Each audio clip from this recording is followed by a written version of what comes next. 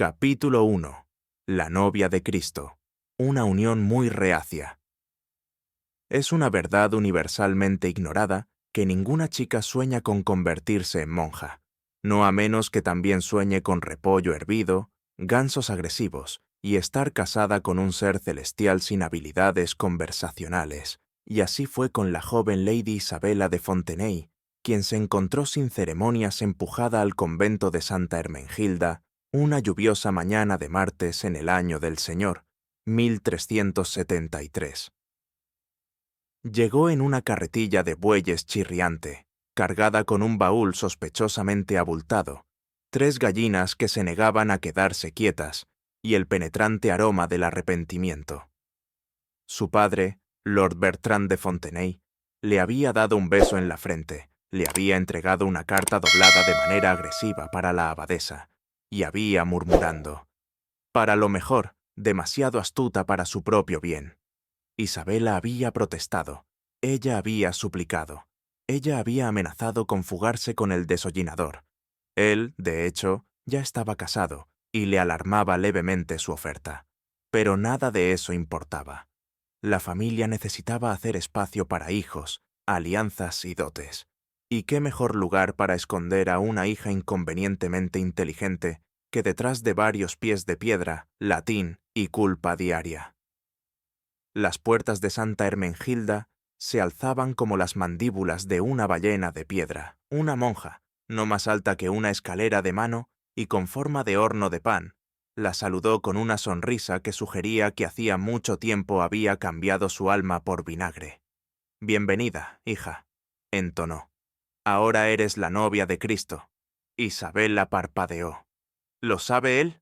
La monja no parpadeó. «Lo hará, después de las oraciones matutinas».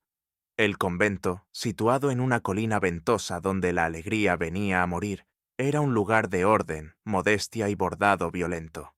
Los corredores de piedra olían a pergamino húmedo y penitencia eterna.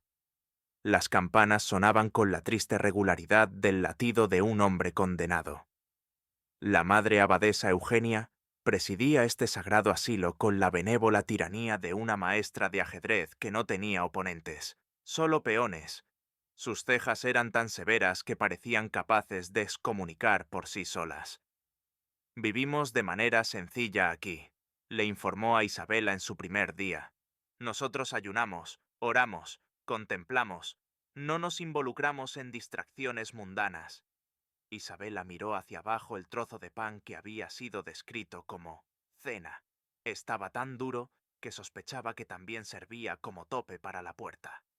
«¿Y los pasatiempos?», preguntó. «El sufrimiento es nuestro pasatiempo», dijo la abadesa. Las hermanas de Santa Hermenegilda venían en 3 variedades, las verdaderamente piadosas. Estas mujeres habían trascendido hace mucho tiempo la carne y la alegría. Podían recitar los salmos mientras fregaban letrinas y parecían sobrevivir a base de suspiros y rocío. Las secretamente rebeldes. Estas monjas escribían poesía latina ardiente en los márgenes de las Biblias y se referían a ciertos santos con un guiño. Los confundidos no estaban seguros de cómo llegaron allí, por qué estaban allí, o si todavía eran técnicamente monjas. Isabella, en cuestión de horas, se encontró en la segunda categoría. Su celda era un modesto cuadrado con una litera, una cruz y una vista de la pared. Una araña del tamaño de una ciruela ocupaba la esquina. La llamaron Hildegard. Cada mañana comenzaba con la campana a las 4 a.m., seguida de oraciones, arrodillamientos, más oraciones, y pan que podría usarse como proyectil en la guerra.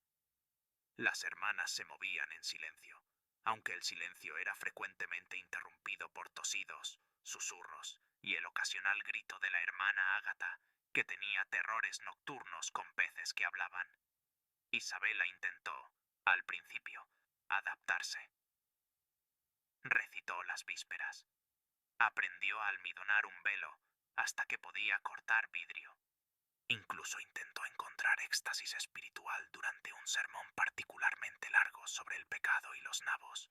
Pero la mente divaga, y la mente de Isabela, una vez libre de las distracciones de los vestidos, los bailes y la alfabetización, comenzó a notar cosas, como que la hermana Caterina nunca parecía comer en público, o como el hermano Tomás, el confesor local, tenía los dientes muy blancos y una túnica sospechosamente bien ajustada, como el huerto detrás de la pared del claustro parecía tener más que solo manzanas.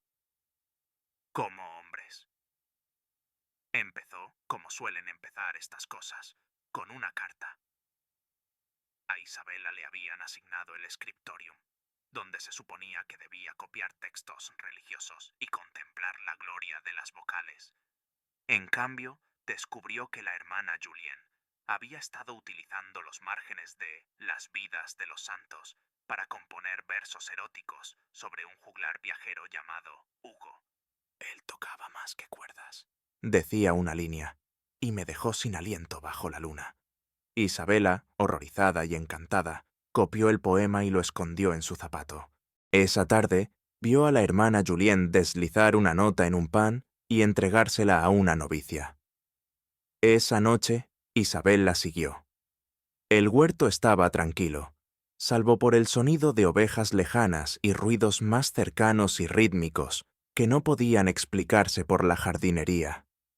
Asomándose entre los arbustos, Isabela vio dos figuras, una vestida con hábito de monja, la otra con pantalones cortos y una sonrisa que podría describirse como encantadora y excomulgable. «Hermano Tomás», susurró la monja, acercándolo a ella. Isabela jadeó, luego estornudó de inmediato. La pareja se congeló. «¿Quién está ahí?», ladró el hombre. Isabela salió corriendo, su hábito enganchándose en una rama, su dignidad quedando atrás como un dobladillo caído. A la mañana siguiente fue convocada. La madre abadesa Eugenia no gritó, no frunció el ceño, simplemente miró a Isabela con el peso de 1000 generaciones de madres decepcionadas. «Estabas en el huerto», dijo ella. Estaba persiguiendo un pensamiento pecaminoso. Corría rápido. La abadesa miró fijamente. «No te preocupes por la hermana Julien. Ella está en retiro». «¿Dónde?» «En algún lugar muy tranquilo, posiblemente bajo el agua». La vida continuó. Pero ahora Isabela lo veía todo. Las miradas, las notas, las raciones adicionales de higos que solo recibían ciertas hermanas, las caminatas nocturnas para la contemplación, y en la capilla, durante la oración, los susurros entre los bancos. «¿Oíste sobre la hermana Margot y el jardinero?», le mostró sus rábanos. «¿Otra vez?». Isabela comenzó a llevar un diario. Ella lo llamó Las Crónicas de Santa Escandalosa. Lo escondió en el forro de su colchón, junto a una cuchara que no estaba segura de por qué había robado, pero que la hacía sentir rebelde. Un día se iría, pero por ahora tenía trabajo que hacer. Había secretos que descubrir, misterios que descifrar, y una araña muy engreída llamada Hildegard en quien confiar. Porque en el convento de Santa Hermengilda la castidad era una regla. Y las reglas, estaba aprendiendo Isabela, eran principalmente decorativas. Capítulo 2. Susurros en el claustro. Las cartas secretas. El convento de Santa Hermengilda tenía una regla sagrada. El silencio era oro. Por supuesto, en la práctica, el silencio era principalmente bronce empañado, cubierto de marcas de lápiz labial y mermelada de higo. A Isabela le tomó 3 semanas darse cuenta de que bajo los tranquilos paseos por el claustro y los solemnes himnos, se escondía una red de espionaje a gran escala que rivalizaba con cualquier intriga de la corte medieval. Y todo ello, impulsado por la fuerza más poderosa que existe, el puro aburrimiento. Solo había tanto rezar, fregar y tararear himnos que una mujer podía soportar antes de recurrir a las artes oscuras de la travesura. Algunas bordaban santos escandalosos con túnicas sospechosamente ajustadas. Otros horneaban pan con forma de hombres. Pero la verdadera moneda del convento eran las cartas Cartas ilícitas, fragantes, floridas, estaban por todas partes, escondidos detrás de los manteles del altar, dobles en los himnarios, horneados dentro de panes de apariencia inocente que no eran en absoluto. Eso, Isabela, por su parte, se había convertido rápidamente en una criptógrafa aficionada. Después de descubrir las hazañas poéticas de la hermana Julienne, comenzó a notar más que solo oraciones garabateadas en los márgenes de los salterios. Comenzó a ver patrones, plumas en bucle, metáforas sobre viñas en exceso y la persistente mención de alguien llamado Hermano Hugo, cuya vara de justicia aparecía con inquietante frecuencia. Un día, mientras fingía limpiar el polvo de las estatuas de la capilla, una tarea que nadie le había pedido que hiciera, Isabela descubrió una carta atascada en los pliegues de madera de la túnica tallada de San Eustaquio. Mi más querido, anoche soñé con tu barba y desperté con el aroma de higos y anhelo. Si el cielo es la mitad de dulce que tus susurros, lo renuncio gustosamente por tu huerto. Tuya en pecado silencioso. Mathieu, ella parpadeó. ¿M? Había al menos 4 hermanas con nombres que empezaban con me. Marguerite, demasiado santa. Matilda, demasiado aburrida. Madeleine, posible. Y Margot. Hermana Margot, una mujer encantadora de 28 años con los labios perpetuamente fruncidos, como si guardara un secreto. Spoiler, lo hacía. Margot había sido vista una vez besando la mejilla de la estatua de San Sebastián y afirmando que era un accidente devocional. Isabela, embriagada de curiosidad, comenzó a coleccionar cartas, no para leerlas, por supuesto. No, eso sería impropio. Ella solo quería entender. Entender por qué la estatua de la Virgen María tenía una base hueca llena de pergaminos doblados. Entender por qué la hermana Agnes visitaba la sala de velas 3 veces por noche, a pesar de que nadie había encendido una vela desde la Cuaresma. Entender por qué el hermano Tomás, el confesor, parecía oler a lilas y culpa. Un día, mientras estaba en el deber de pelar papas, un castigo por preguntar si Jesús alguna vez tuvo indigestión, Isabela fue abordada por la siempre nerviosa novicia hermana Clemence. ¿Escribes? Preguntó Clemence, con los ojos moviéndose como un conejo en una tormenta. Frecuentemente, mayormente en latín, a veces en queja. No, susurró Clemence. ¿Escribes cartas? Isabela levantó una ceja tan alta que casi alcanzó la santidad. No, a menos que cuentes una nota muy pasivo-agresiva que dejé sobre el estado de la orinal. Porque Clemence se inclinó, temblando. Alguien necesita ayuda para escribirle a su primo. Ah, dijo Isabela. ¿Se llama primo Jacques por casualidad? ¿Con hombros anchos y un laúd? Clemence se quedó boquiabierta. ¿Cómo lo supiste? Una corazonada. Y así, Isabela, que alguna vez había soñado con convertirse en filósofa, o al menos en una poeta decente, se convirtió en la escritora fantasma más solicitada del convento para romances prohibidos. Adoptó seudónimos. Inventó metáforas. Desarrolló un modelo de negocio próspero, basado enteramente en productos horneados, una galleta por soneto, 2 si la monja quería imágenes metafísicas. Pronto estaba escribiendo para la mitad del convento. Querido corazón, las velas que enciendo por ti arden más brillantes que cualquier sermón.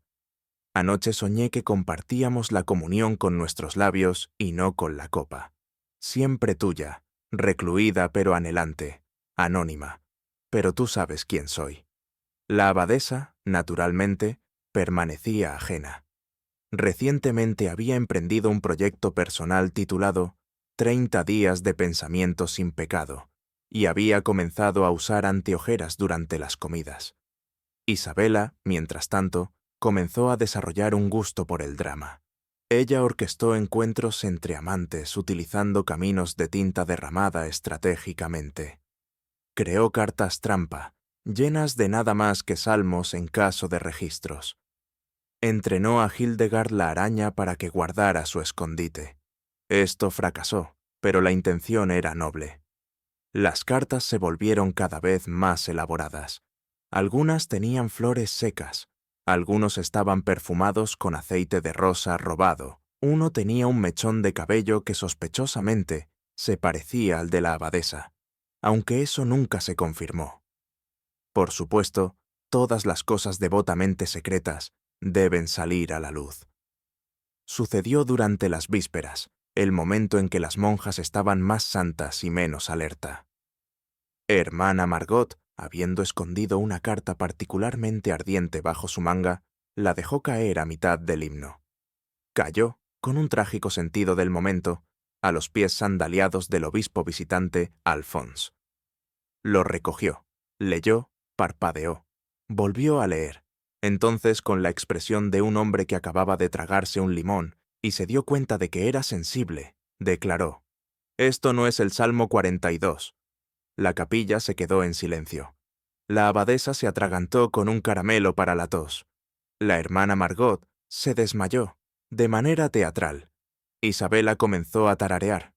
La investigación fue rápida, dramática y alimentada por exactamente 0 pruebas reales. Se registraron las habitaciones. Las camas fueron revisadas.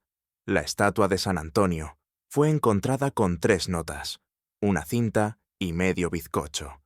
La hermana Margot fue interrogada. Confesó estar desesperadamente atrapada por el pecado del anhelo, y fue condenada a 1 semana de silencio y doble lavandería. El obispo, horrorizado pero secretamente excitado, ordenó que se destruyeran todas las cartas. Isabel la quemó la mitad. Reescribió el resto en un poema épico titulado El huerto de la divina travesura, que enterró bajo el suelo de su celda. Lloró por la pérdida de la poesía.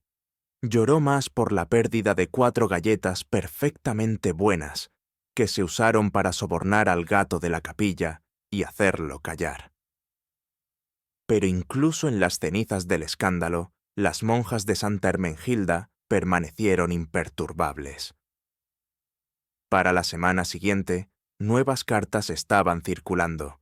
Uno incluía un dibujo del hermano Tomás, que era tan anatómicamente ambicioso, que fue declarado una herejía menor. Los murmullos regresaron.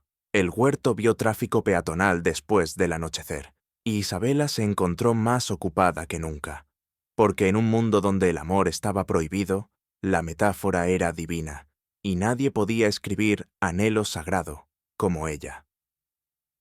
Capítulo 3. El huerto de la carne, fruto prohibido y hombres prohibidos.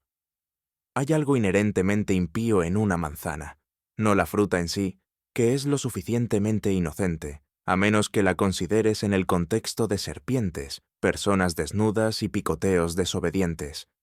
Pero en el convento de Santa Hermengilda, el huerto de manzanas era una tierra de leyendas, lujuria y peligros agrícolas. El huerto se encontraba justo más allá del muro del claustro, enmarcado por árboles retorcidos que parecían haber sido criados con sarcasmo y nubes de tormenta. Las manzanas eran más rojas que la tentación y más brillantes que la calva de un cardenal. La leyenda decía que el huerto fue plantado por una monja que una vez intentó escapar con un comerciante de frutas y, en un ataque de ironía divina, fue convertida en un árbol. Nadie podía probar esto, pero la hermana Gertrudis seguía negándose a comer manzanas, por si acaso. Isabela, por supuesto, amaba las manzanas, especialmente cuando venían acompañadas de porciones de secretos. Todo comenzó con la hermana Caterina. Caterina era el tipo de monja que ponía nerviosas a las otras monjas. Su toca siempre estaba ligeramente desalineada, sus ojos brillaban con una alegría irreprimible y tenía la costumbre de tararear baladas de amor durante la oración silenciosa. Ella afirmaba haberse unido al convento por el vestuario y la soledad, pero nadie le creía. Una tarde, Isabela la sorprendió regresando sigilosamente a través de la capilla, con manchas de hierba en las rodillas, y lo que parecía ser un calcetín de hombre en la manga. ¿Haciendo penitencia?, preguntó Isabela casualmente. Caterina guiñó un ojo. Jardinería, jardinería muy intensa. Isabela la siguió la noche siguiente. La luna estaba brillante, el convento dormido, e Isabela vestida con una capa hecha de 2 manteles y una confianza injustificada. Se deslizó por la cocina, evitó a la abadesa que roncaba, cuyas exhalaciones nocturnas eran lo suficientemente poderosas como para apagar velas, y se escabulló por un agujero en la pared del claustro que solo ella y varias generaciones de monjas traviesas conocían. El huerto estaba vivo, no con el canto de los pájaros ni el viento, pero con susurros, risitas y el inconfundible sonido de alguien recitando poesía de amor mientras intentaba quitarse una bota. Escondida detrás de un peral particularmente crítico, Isabela asomó entre las ramas. Allí, bajo el árbol, estaba sentada la hermana Caterina, el cabello deshecho, los labios ligeramente más rojos de lo que la teología permitía, muy cómoda con un hombre en una túnica que gritaba: «Creo que las reglas son opcionales». «Tus ojos», murmuró él, «son como 2 hostias sagradas de divinidad». «Y tus manos», murmuró Caterina, «me recuerdan a las de San Pedro, ásperas, pecaminosas y ansiosas por construir». Isabela se atragantó, luego accidentalmente pisó una ramita. Los amantes se congelaron. «¿Quién está ahí?», ladró el hombre, alcanzando una roca que parecía más decorativa que peligrosa. «¡Un ciervo!», dijo Isabela en un falsete. «¡Solo un ciervo pecador! ¡Sigan!». Ella salió corriendo. A la mañana siguiente, la hermana Caterina se acercó a Isabela durante la hora de las gachas, que era solo un poco más tolerable que la hora de las sanguijuelas. «¿Lo viste?». Isabela intentó hacerse la tonta. Desafortunadamente, hizo la tonta como una soprano toca un triángulo, a todo volumen y desafinada. ¿Qué vi? Nada, no se vio nada. Estaba rezando en el huerto, con los ojos cerrados. Caterina levantó una ceja. Estabas vestida como un camino de mesa andante. «God loves lace». Hubo una pausa. Entonces Caterina se inclinó. «¿Te gustaría conocerlo?». Isabela parpadeó. «¿Dios?». «No», resopló ella. «Philippe, él trae el vino». Felipe, como resultó ser, era un vinatero itinerante con una moral más suelta que su cinturón, y una mandíbula que había hecho que 3 novicias distintas cuestionaran sus votos. Había conocido a Caterina mientras ella desmalezaba el jardín exterior del convento, y citaba a Horacio. Él decía que se había enamorado de su latín. Ella afirmó que se enamoró de sus uvas. «Él se cuela cada tercer jueves», explicó Caterina, «y a veces los martes, si el guardia está borracho, lo cual siempre sucede». «¿Lo sabe la abadesa?». Caterina se rió tanto que dejó caer su libro de oraciones. «La abadesa piensa que las mariposas son un signo del apocalipsis. No, ella no lo sabe». «¿Es el único?». La sonrisa de Caterina creció. No el huerto, aprendió Isabela, no era un jardín secreto. Era un festival completo de carne prohibida. Estaba Lucien, el comerciante de quesos, quien se encontraba con la hermana Beatriz detrás de las cajas de manzanas. Estaba Hugo, el laudista, quien componía sonetos para los tobillos de la hermana Matilda. Estaba el caballero silencioso, un hombre que afirmaba haber hecho un voto de silencio y cuya principal forma de comunicación consistía en mover las cejas de manera agresiva. Y había reglas: nunca visitar 2 noches seguidas. Siempre lleva comida. Preferiblemente no repollo. No dejes ropa interior atrás, especialmente no en el jardín de hierbas de la abadesa. Era un sistema, un ecosistema, en realidad, uno impulsado por el anhelo, las lagunas legales y un extenso conocimiento de los eufemismos latinos. Isabela se fascinó. No porque estuviera escandalizada, aunque lo estaba. No porque estuviera celosa, aunque realmente lo estaba. pero porque estaba viva. Mientras el resto del convento se hundía en la piedad rancia y los salmos pasivo-agresivos, aquí había mujeres riendo, coqueteando, rebelándose, viviendo, y ella quería entrar. Su oportunidad llegó en forma de un pastel, específicamente un pastel de cereza que la hermana Ágata horneó para la fiesta de Santa Mildred, patrona de las abejas y de la hinchazón inexplicada. ¿Quieres que haga qué con este pastel?, preguntó Isabela.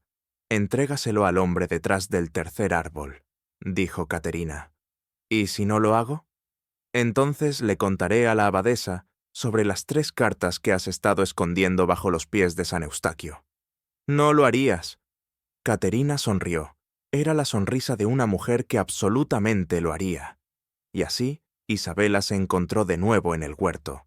Tercer árbol. Tarta en mano. Corazón latiendo como un hereje en una hoguera.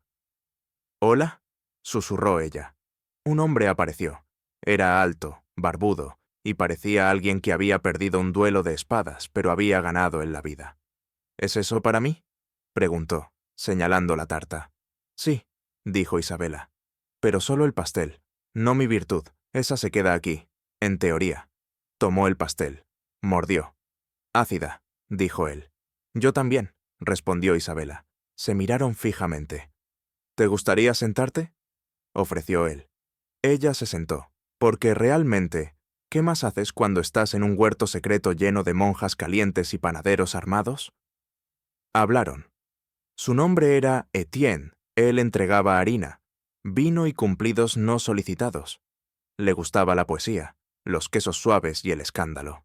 A Isabela le gustaba su risa. También le gustaba que él no citara inmediatamente las escrituras, ni le pidiera que rezara. Se volvieron a encontrar, y otra vez. Cada vez ella traía algo: galletas, miel, una lista de pecados que estaba considerando. Cada vez él traía algo: higos, historias, un número creciente de botones de la camisa, dejados desabrochados. Pronto ya no solo estaba escribiendo sobre el anhelo, ella lo estaba viviendo. Pero, como en todos los buenos cuentos de deseo y postre, las cosas salieron mal. Una noche, mientras Isabela y Etienne compartían una pera y debatían las implicaciones teológicas de besar, escucharon una rama romperse. «¿Quién está ahí?», Etienne preguntó, con la boca llena. Una voz respondió: «La ira del cielo». Y de detrás de un árbol salió hermana Benedicta, la monja más anciana, gruñona y aterradora del convento. Una vez había mordido a un obispo y afirmado tener inspiración divina. «Hermana Isabela», gruñó, «explícate». Isabela abrió la boca. Etienne entró en pánico y lanzó la pera, directo al hábito de Benedicta. «¡Blasfemia!», gritó ella. Corrieron. La repercusión fue caótica. Benedicta exigió sangre. La abadesa exigió explicaciones. El huerto fue declarado fuera de límites. Etienne fue prohibido.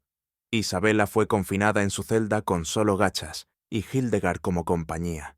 Pero ella sonrió, porque ahora entendía algo profundo. No había muros, reglas, ni siquiera peras enfadadas que pudieran contener el espíritu humano. Especialmente no uno armado con poesía, travesuras y el recuerdo de manos cálidas bajo la luz de la luna. Y aunque el huerto pudiera estar cerrado, ya había encontrado nuevos lugares para plantar semillas de rebelión. Capítulo 4. El silencio embarazado, una desaparición y un bulto. Había muchos tipos de silencios en el convento de Santa Hermengilda. Había el sagrado silencio de la oración. Había el incómodo silencio después de que alguien se tiró un pedo durante la oración. Estaba el peligroso silencio de la abadesa cuando encontró otra pareja de huellas masculinas en el huerto. Pero nada, absolutamente nada, era tan alarmante como el silencio que rodeaba la repentina enfermedad de la hermana Honoria. Comenzó, como todos los aterradores misterios eclesiásticos, con una tos vaga, una comida saltada y una misteriosa afición por los almohadones. La hermana Honoria, una mujer robusta con brazos capaces de batir mantequilla y voltear bueyes, De repente comenzó a caminar con las manos plegadas sobre su estómago y a tararear canciones de cuna en canto gregoriano. «Tiene indigestión», declaró la abadesa. «O la peste», susurró la hermana Beatriz, con esperanza. «O está a punto de dar a luz al anticristo», dijo la hermana Caterina, siempre lista con un alegre peor escenario. Isabela no estaba convencida, especialmente no después de que escuchó a la hermana Honoria siseando al gato de la capilla. «No más saltos sobre mí, soy carga sagrada». Los signos se multiplicaron. Honoria comenzó a evitar ciertas posturas durante la oración. Empezó a anhelar fresas fuera de temporada. Se la podía ver frotándose el vientre durante el sermón sobre la gula. Luego vino el incidente con el libro de himnos. Durante los salmos matutinos, la hermana Honoria se inclinó para recoger su himnario y soltó un sonido que sólo podía describirse como un santo gruñido. «El Espíritu Santo está trabajando horas extras», murmuró la hermana Agnés. Pero Isabela, que había leído recientemente 3 rollos médicos y la mitad de Ovidio, reconoció los signos. La hermana Honoria estaba, en latín, médico. Incredibilis pregonatus.o, más simplemente, muy embarazada. Por supuesto, nadie lo decía en voz alta. No dijiste la palabra embarazada en un convento. Lo insinuaste, lo insinuaste. Hiciste un gesto vago hacia la parte media y emitiste ruidos de quejidos. Y sin embargo, los murmullos crecieron. Ha estado comiendo por 2 o posiblemente 3. Sus tobillos ahora tienen opiniones. Vi que estaba tejiendo algo pequeño y sospechosamente con forma de calcetín. Incluso la abadesa no pudo ignorar las pruebas acumuladas, pero en lugar de confrontar a Honoria, simplemente declaró: «La hermana Honoria ha sido elegida para un retiro divino», y al caer la noche, la hermana había desaparecido. «¿A dónde fue?», preguntó Isabela a la mañana siguiente. «Para reflexionar», dijo la abadesa. «¿En una cueva? Posible. ¿Va a volver? Unlikely». Las monjas asintieron solemnemente, como si esto fuera perfectamente normal. Isabela, a su crédito, no le lanzó una sandalia a nadie, pero sí comenzó una investigación. Fase 1. Reconocimiento. Ella revisó la celda de Honoria. Había sido limpiada a fondo. Sospechosamente limpio. Como en «ni siquiera faltaba la araña». Y ni siquiera Hildegard tenía autorización para eso. Fase 2. Interrogatorio. Se acercó a la hermana Clemence, la más nerviosa de las novicias, quien una vez confesó haber robado 2 guisantes del jardín y lloró durante 3 días. «¿Sabes algo?», dijo Isabela. «Yo sé muchas cosas», susurró Clemence, con los ojos muy abiertos, «pero todos involucran verduras y vergüenza. Sobre Honoria». Clemence se rompió instantáneamente. «Estaba tejiendo botitas. Dijo que eran para el ratón de la capilla, pero he visto a ese ratón. No tiene pies tan pequeños». Fase 3. Infiltración. Isabela visitó la botica. Allí, la antigua hermana escolástica gobernaba con un mortero, un pistilo y absolutamente ningún respeto por la dosis. «¿Sabes a dónde fue la hermana Honoria?», preguntó Isabela. Escolástica se rió con desprecio. «Probablemente a la cripta». «¿Qué?». «Es tranquilo, es genial y está lleno de santos que no pueden juzgarte». «Estás bromeando». Escolástica le lanzó una mirada que podría cuajar el queso. «Hija, fui partera de 3 abadesas. He visto cosas». «¿Ayudaste a Honoria?». «¿Ayudar? No. Supervisé. Hubo hojas de higuera involucradas. Eso es todo lo que diré». Isabela estaba furiosa. No a Honoria, sino a toda la farsa silenciosa de ello. Aquí había una mujer, devota, fuerte, leal, y en el momento en que hizo algo vagamente humano, como fraternizar o fornicar o ambas cosas, fue llevada rápidamente como un ovillo de polvo bajo la alfombra de Dios. Así que, naturalmente, Isabela hizo lo que haría cualquier monja sensata y apenas contenida. Ella llevó a cabo un juicio secreto. Reunió a los sospechosos habituales: la hermana Caterina, cómplice; la hermana Margot, entrometida; la hermana Clemence, aterrorizada; y la araña boticaria, Hildegard, moralmente neutral. Se reunieron en la antigua lavandería, ahora fuera de servicio, debido a un incidente que involucró a una cabra, 3 cubos de manteca y un canto excesivamente entusiasta. «Exigimos respuestas», declaró Isabela. «¿Y bocadillos, Caterina?» «Panecillos de pasas», dijo Caterina con orgullo. «Aceptable. Ahora, teorías». «Engaño inmaculado», dijo Margot. «Comedia divina», ofreció Caterina. «Gemelos demoníacos», gimió Clemence. «Basta», dijo Isabela. «Necesitamos la verdad». Y así votaron. ¿Deberían intentar encontrar a Honoria? 4 manos arriba, una pata de araña se movió. La cripta estaba oscura y húmeda, y olía a huesos viejos, secretos y probablemente a pepinillos. Armadas con una linterna y demasiada curiosidad, Isabela y Caterina descendieron al santo subterráneo bajo la capilla.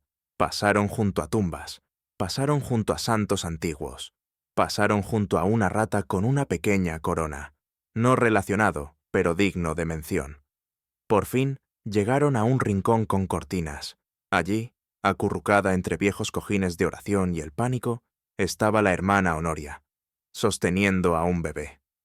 «Es una niña», dijo Honoria, con los ojos desafiantes. «Le puse Gloria». Caterina se emocionó. «¿Después del himno?» «No, después de mi madre». «Sigue siendo hermosa». Isabela miró al bebé, luego a Honoria. «¿Qué vas a hacer?» «Críala», dijo Honoria. «Aquí, en silencio, con ayuda». «¿De quién?» Una voz resonó desde las sombras. «Yo». La hermana escolástica dio un paso adelante, sosteniendo un biberón, un sonajero y un crucifijo reutilizado como mordedor. «Ellos piensan que estoy senil», dijo ella. «Mantengámoslo así». Y así comenzó la guardería secreta del convento. Gloria fue introducida de contrabando en el cuarto de lavandería. La alimentaban en turnos. Le cantaban salmos que convenientemente rimaban con cuchico. Incluso el gato de la capilla la adoptó, durmiendo a su lado como un ángel guardián peludo con pulgas. Las monjas conspiraron, protegieron, tejieron una red de medias verdades sagradas y campanadas cronometradas estratégicamente. La abadesa nunca sospechó, principalmente porque había comenzado a meditar con los ojos cerrados y los oídos tapados con cera, una técnica que ella llamaba desafío contemplativo. Isabela lo documentó todo, en su diario, en sus cartas, en la creciente creencia de que la santidad tenía menos que ver con las reglas y más con la bondad. Un día, quizás, ella haría estallar todo el sistema, pero por ahora observaba a Gloria masticar una galleta y reírse de la imitación de Caterina de San Jerónimo. Y ella sonrió, porque el silencio puede ser oro, pero la risa, había aprendido Isabela, valía mucho más. Capítulo 5. La reliquia que no era: milagros, dinero y caos. El problema comenzó, como suelen comenzar los problemas en los conventos, con un dedo del pie. No cualquier dedo del pie, un dedo sagrado. Supuestamente perteneciente a la propia Santa Hermengilda, la monja fundadora, mística visionaria y, según algunos relatos menos creíbles, apicultora a tiempo parcial. Una mañana, la abadesa convocó a las hermanas a la cámara de reliquias, una pequeña habitación que olía a incienso, culpa y naftalina. Allí, descansando sobre un cojín de terciopelo dentro de un relicario dorado, con forma de cebolla en forma de pie, había un objeto marchito y ligeramente peludo. «Contemplad», anunció la abadesa Eugenia, con los ojos brillando de fervor y posiblemente de vapores. «El dedo de Santa Hermengilda». Las monjas exclamaron en diversos grados de piedad. La hermana Agnes se desmayó. La hermana Caterina murmuró: «Eso es una nuez». Isabela entrecerró los ojos. «Tiene una marca de mordisco». La abadesa los ignoró a todos. «Esta santa reliquia», declaró, Atraerá a los peregrinos. Los peregrinos significan donaciones. Las donaciones significan renovaciones. Y las renovaciones significan nuevos colchones. Al mencionar los colchones, las monjas lloraron. Pronto, el dedo de Santa Hermenegilda se convirtió en la entrada más codiciada de la ciudad. Los carteles fueron impresos. Malamente, la noticia se esparció. Los campesinos llegaron de millas alrededor, aferrándose a rosarios y ganado. Un juglar errante compuso una balada titulada «Bendito sea el Juanete», que hizo llorar a hombres adultos y a las gallinas les cambiaba las plumas a voluntad. La reliquia hizo maravillas, o al menos ocurrieron coincidencias sospechosas. Un hombre ciego afirmó ver de nuevo. Simplemente había abierto los ojos. Una mujer muda cantó un himno, aunque ya lo había estado tarareando antes. Una vaca dio a luz gemelos, uno de los cuales tenía un lunar en forma de nariz de San Pedro. Las donaciones llegaron en abundancia, principalmente en forma de huevos, zanahorias y una comadreja disecada con una corona. La abadesa estaba encantada. El obispo estaba intrigado. Isabella estaba inconforme. «Te lo digo, es una legumbre», susurró a Caterina. «Entonces es una legumbre milagrosa», susurró Caterina, guardando una moneda de plata en su bolsillo. Entonces vino el milagro. Sucedió un martes, porque los martes siempre eran sospechosos. Una mujer llamada Odette llegó, llorando y declarando que su cabra, Gerald, estaba poseída por demonios y también tenía caspa. Ella le suplicó al dedo que lo curara. La abadesa Eugenia accedió, principalmente para sacar a la cabra de la capilla. Trajeron a Gerald al frente, agitaron el dedo del pie en su dirección general. Ellos cantaban. Gerald baló, luego cayó muerto. Hubo silencio. Entonces Odette gritó: «¡Los demonios se han ido! ¡Los demonios se han ido!». Aplausos. Aleluyas. Una mujer en la parte de atrás se desmayó de emoción divina, o posiblemente por bajo nivel de azúcar en la sangre. Y así, el dedo de Santa Hermenegilda fue declarado exorcista. El obispo, al escuchar del milagro, decidió visitar. Esto no era una buena noticia. El obispo Alphonse era un hombre que disfrutaba de las reglas, las reliquias y de escribir largas condenas sobre la sopa. Una vez, prohibió a una parroquia cantar porque las armonías lo hacían sentir carnalmente vulnerable. Su llegada fue anunciada por trompeta, pergamino y una paloma extremadamente dramática. Inspeccionó la reliquia, interrogó a las monjas, estornudó, y luego dijo las palabras que hicieron palidecer a la abadesa: «Tomaré la reliquia para su autenticación». Se desató el pánico, no porque alguien realmente creyera en el dedo, pero porque toda la economía del convento ahora descansaba sobre un pedazo de materia orgánica cuestionable. «¡Estaremos arruinadas!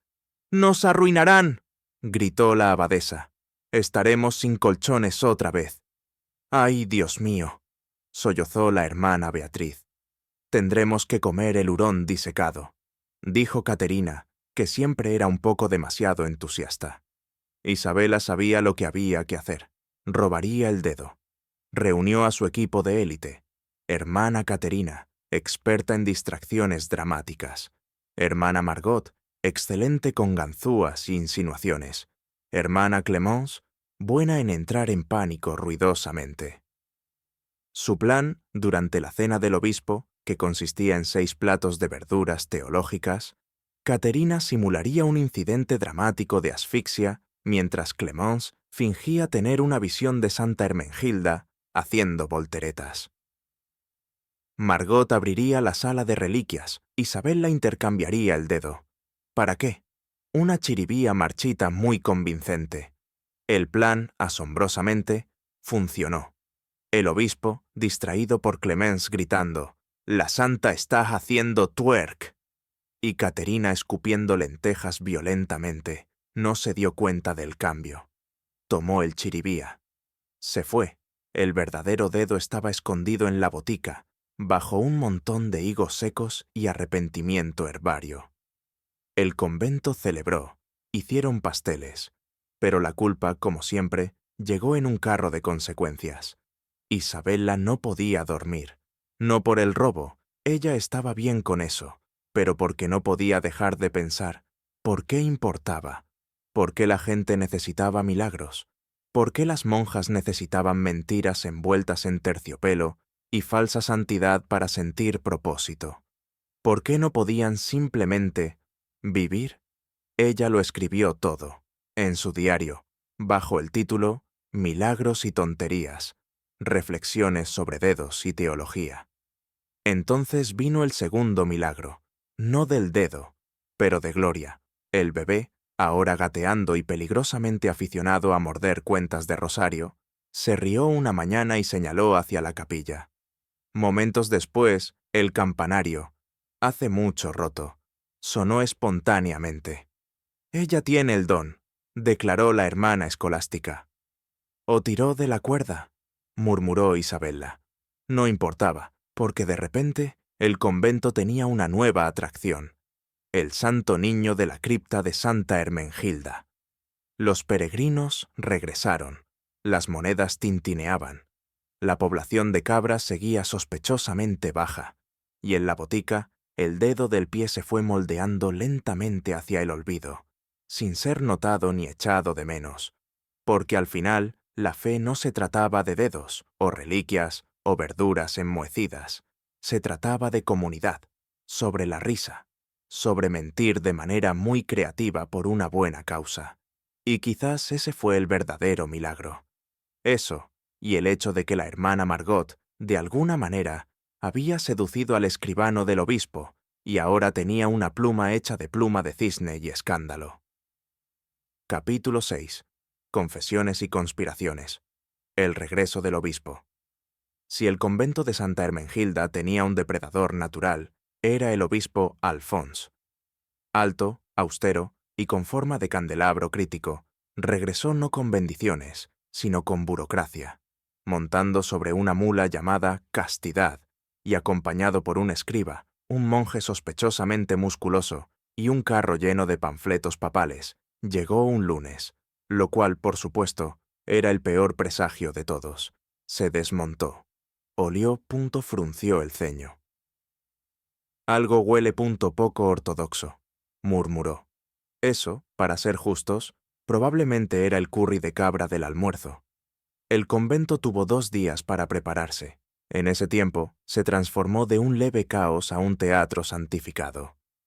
La hermana Caterina escondía su poesía romántica en el hueco de la estatua de San Bartolomé, que también sostenía una escandalosa talla de un querubín, mostrando el trasero al diablo.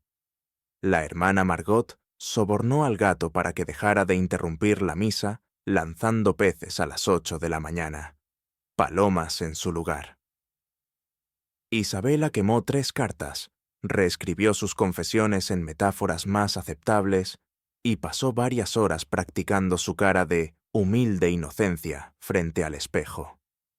La abadesa, mientras tanto, tuvo un ataque de nervios y comenzó a recitar inventarios de lavandería como salmos. El obispo entró en la capilla. Olió de nuevo. Todavía huele. A protestante. Convocó a la abadesa, quien ya había recurrido a masticar lavanda para encontrar valor. «Reverenda madre», comenzó, «he regresado para verificar la autenticidad de sus reliquias, doctrinas y posiblemente sus verduras». «Nuestros pepinos son puros», respondió la abadesa, «y bendecidos semanalmente. Ya veremos».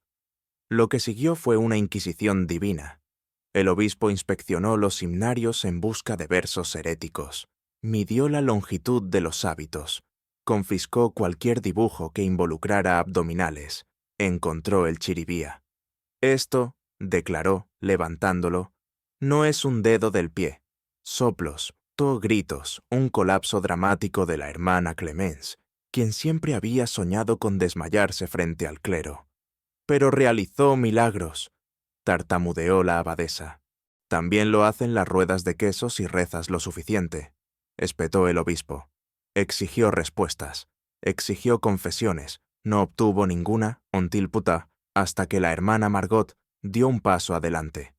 «Fui yo», declaró. «Falsifiqué la reliquia». La capilla contuvo la respiración tan fuerte que casi se convirtió en un pecado.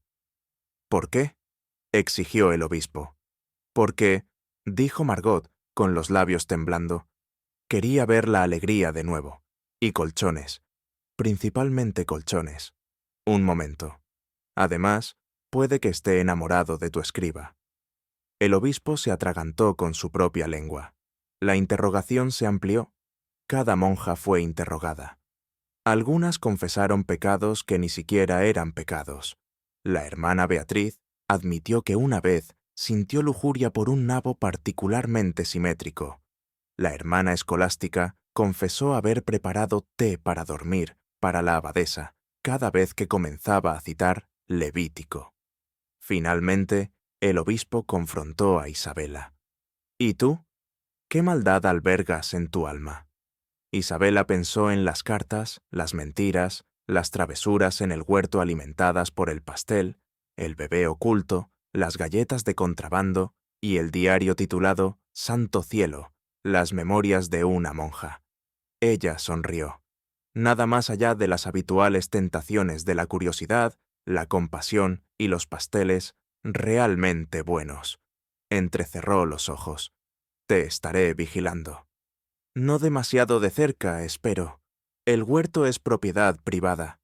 Pero no había terminado, porque el obispo tenía una sorpresa más. «Estoy asignando un observador espiritual», anunció. «El hermano Silvano permanecerá aquí durante un mes». Entra el hermano Silvano Puntó, guapo, de voz suave. Olía a cedro y remordimiento. La mitad del convento se desmayó. La otra mitad se ofreció para confesiones que ni siquiera habían tenido. «Él se asegurará de que la pureza sea restaurada», dijo el obispo. El convento cayó en pánico moral. El hermano Silvano, por su parte, estaba mortificado. «Piensan que soy un espía», le dijo a Isabela durante su primer paseo accidental pero no tan accidental en el jardín de hierbas.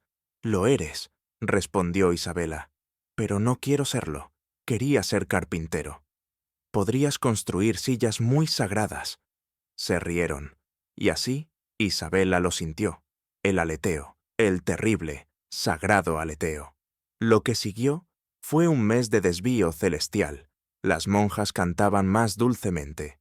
El pan era extra sagrado. Los gatos llevaban halos, de papel, pero efectivos. El hermano Silvano intentó ser piadoso. Fracasó. Se rió. Ayudó a la hermana Honoria con el bebé, quien le lanzó puré de guisantes a la cara con precisión. Angelical. Hizo preguntas, él escuchó, él entendió. Y para finales de mes, le entregó a Isabela una nota. «No diré nada, sobre nada. Especialmente no sobre cómo me haces sentir que tal vez el cielo es más que reglas». Cuando el obispo regresó, encontró, no hay reliquia, sin confesiones, muchas monjas sonrientes y una cabra en sus aposentos llevando su mitra.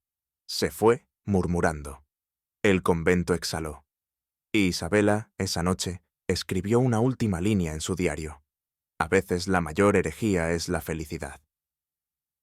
Capítulo 7. Capucho y espada. La noche de la monja fugitiva.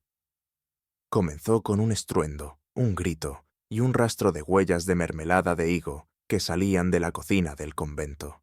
Terminó, dependiendo de a quién le preguntaras, con un milagro, un secuestro o un paseo nocturno excepcionalmente agresivo. Los hechos eran estos. La hermana Caterina había desaparecido. El gato de la capilla estaba borracho de vino de comunión. Faltaba una espada. El convento estaba en un alboroto. «¡Secuestrada por piratas! ¡Secuestrada por piratas!», lamentó la hermana Clemence. «¡Secuestradas por protestantes!», gritó la hermana Agnes. «Se ha fugado con un viajero laudista llamado Fabrizio», sollozó la hermana Margot, quien claramente había leído por adelantado en el diario secreto de Caterina. Isabela, por su parte, se mantuvo tranquila. «Revisa el huerto», dijo, untando un croissant con la calma ensayada de una mujer que había leído demasiadas cartas de amor en latín. Pero Caterina no estaba en el huerto, no estaba en la cripta. Ni siquiera estaba en la bodega de vino ilegal detrás de la botica, aunque allí encontraron a la hermana escolástica teniendo un animado debate teológico con una botella de brandy de Sauco. En cambio, Caterina estaba a millas de distancia, a caballo, llevando botas, y llevando una espada robada del exhibidor de armas decorativas de la capilla, porque la hermana Caterina se había vuelto loca, no de una manera violenta, como si estuviera poseída por un demonio, pero en una forma de «he leído demasiadas baladas y ahora me declaro un caballero nómada de la venganza sagrada» tipo de manera. ¿La causa de su partida? 3 razones. El obispo había insultado su poesía. La abadesa la había degradado de coordinadora de tartas. Alguien había comido su último pastel de miel. Estos, en la mente de Caterina, eran signos del cielo. Montaréis hacia adelante. Había escrito en una carta clavada en su cama vacía con un crucifijo y un bollo de pasas a medio comer. Para aplastar la injusticia, recuperar los pasteles robados, defender a las monjas con acero y desparpajo. El convento, al descubrir este manifiesto, celebró una reunión de crisis. «Debemos encontrarla antes de que el obispo se entere», dijo la abadesa, pareciendo cada vez más una narcisista marchita bajo su toca.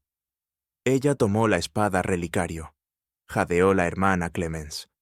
«Eso no es una reliquia», murmuró Isabela. «Es aluminio.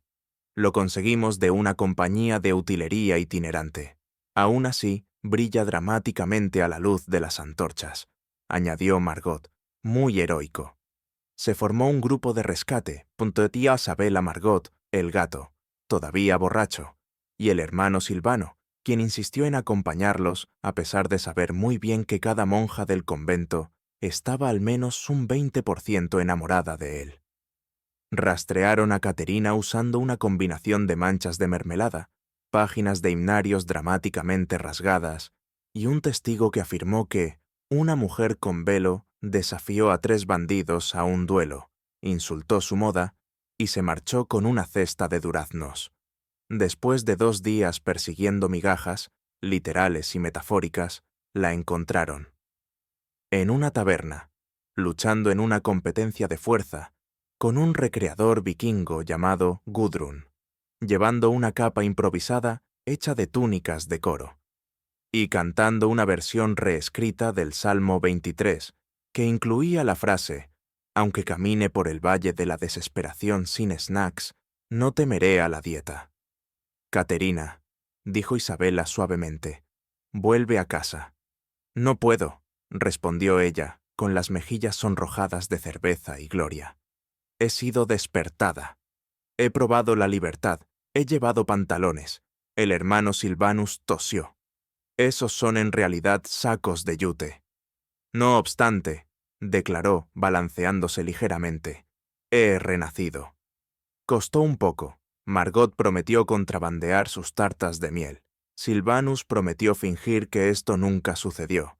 Isabela prometió reescribir su épica balada en una obra de moralidad apropiada para el convento llamada La virtud de vagabundear, sin realmente ir a ninguna parte. Caterina estuvo de acuerdo, con una condición: «Quiero quedarme con la espada». «Está bien», dijo Isabela, «pero nada de más duelos con tenderos». Regresaron bajo la cobertura de la noche. Se le dijo a la abadesa que Caterina había estado en una peregrinación en solitario de expiación personal. Esto la complació mucho, especialmente cuando vino acompañada de una cesta de duraznos y una botella de hidromiel con una etiqueta falsa que decía «agua bendita, extra fermentada». De vuelta en el convento, la vida continuó. La bebé Gloria comenzó a hablar en acertijos confusos, que podrían haber sido simplemente balbuceos de bebé, pero la hermana escolástica juró que eran proféticos. El hermano Silvano enseñaba carpintería a los novicios, uno de los cuales accidentalmente se clavó la manga a un banco y declaró que era un castigo divino. Isabela escribió el primer borrador de las crónicas del convento. Una historia de valor, cinturillas y Dios. Y Caterina, ahora apodada la Sagrada Espada de la Justicia Pastelera, patrullaba los pasillos con su brillante espada de utilería y un renovado sentido de propósito. Porque a veces la fe significaba quedarse, a veces significaba irse, y a veces significaba gritar al viento mientras sostenías un plátano como una antorcha y jurabas venganza a cualquiera que se atreviera a burlarse de tu poesía, lo cual, a su manera, también era santidad. Capítulo 8. La gran revelación.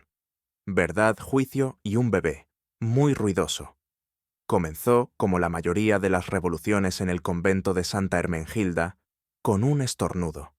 No cualquier estornudo, un estornudo que resonó en las vigas de la capilla, asustó a 3 palomas y hizo que la hermana Agnes dejara caer su bordado, que representaba a San Antonio montando un erizo. No preguntes. El estornudo pertenecía a Gloria, el bebé. El bebé muy ruidoso, posiblemente profético, siempre sospechosamente pegajoso. «¡Habla!», exclamó la hermana Clemence. «No», dijo Isabela. Estornudó. «Pero con resonancia divina», Clemence insistió. Era, lamentablemente, el comienzo de algo. Verás, el convento se había vuelto extraño. Había peregrinos. Había pasteles. Había una monja que pensaba que era Juana de Arco reencarnada, pero con más talento musical. Pero más que eso, había un secreto, un gran secreto pegajoso y arrullador con la costumbre de masticar himnarios y eructar durante la misa. Gloria. Ella había crecido, ella había aprendido, y ahora estaba hablando, más o menos. Su vocabulario incluía no, biscuit, squirrel y, alarmantemente, herejía. La hermana escolástica estaba convencida de que esto era obra del Señor. La hermana Margot sospechaba de influencia demoníaca. La hermana Caterina intentó entrenarla en el manejo de la espada. Isabela sabía una cosa. Era hora de decir la verdad. La verdad, por supuesto, era una idea terrible. «¿Estás loca?», dijo la abadesa, aferrando su rosario como si le debiera dinero. «Es una niña», argumentó Isabela. «Un milagro viviente. Es una bebé no autorizada. Es humana». «Exactamente». Hubo silencio. Entonces la abadesa murmuró algo sobre que las cabras eran más simples y se marchó enfadada. Isabela reunió a sus aliados. Caterina, siempre lista con espada y sarcasmo. Margot, excelente en chismes armados para la justicia. Clemence, quien traía bocadillos. Hermano Silvano, quien había renunciado silenciosamente al espionaje y se había dedicado a la fabricación de velas. Su plan, revelar la verdad en la fiesta anual de Santa Hermenegilda. Delante de todos, el día llegó. La capilla estaba llena. Las reliquias estaban pulidas. Las palomas habían sido sobornadas con migas de pan para que se comportaran. La abadesa comenzó su sermón. Era principalmente gritos y advertencias sobre vegetales lujuriosos. Entonces, Isabela se levantó. «Madre reverenda», dijo, con voz clara, «tengo una confesión». La habitación se quedó en silencio. Incluso el gato contuvo la respiración. Isabela dio un paso adelante, con Gloria en sus brazos. «Este niño», declaró, «es de la hermana Honoria. Concebido en amor, nacido en secreto, criada en comunidad. Ella no es un pecado, ella es un alma». La multitud se quedó boquiabierta. Alguien dejó caer una barra de pan. La abadesa se puso morada. Entonces vino un sonido que nadie esperaba. Aplausos, era escolástica. Luego, Caterina. Luego, todo el coro de novicias, que había coreografiado una danza interpretativa sorpresa, titulada «De la vergüenza al santuario», un himnario en 3 movimientos. El juicio fue rápido. Bueno, se suponía que así sería, pero fue interrumpido por una tormenta eléctrica, una revuelta de cabras. el bebé haciendo caca dramáticamente a mitad del testimonio. Eventualmente, se convocó al obispo. Llegó molesto. Se fue desconcertado, porque Gloria, al verlo, declaró: «Mal sombrero». Y luego vomitó en sus sandalias. El obispo nunca regresó. De hecho, renunció, y se dedicó a la cerámica. Se nombró a un nuevo obispo, obispo Lucía. Quien llegó, miró a su alrededor, dijo: «Bonito», y se unió al coro. El convento fue salvado. Nadie fue expulsado. Nadie fue excomulgado. Todos obtuvieron mejores colchones. Pasaron los años, Gloria creció, aprendió latín, esgrima y la elaboración avanzada de galletas. Ella llamaba a Caterina tía Corte. Ella llamaba a Isabela mamá. Nadie la corrigió, porque tal vez, al final, no se trataba de reglas, o reliquias, o incluso pasas. Quizás se trataba de elección, y en ese convento de secretos, tonterías y santidad habían elegido el amor. Así que si alguna vez visitas el convento de Santa Hermenegilda y oyes risas a través de los claustros, y ves a un niño persiguiendo palomas con una cuchara, y conoces a una monja que lleva una espada y huele débilmente a mermelada, quédate un rato. Toma una galleta. Pregunta sobre el bebé que salvó el convento. Y tal vez, solo tal vez, saldrás con más de lo que viniste a buscar. Te irás con esperanza. Con Ted Yadin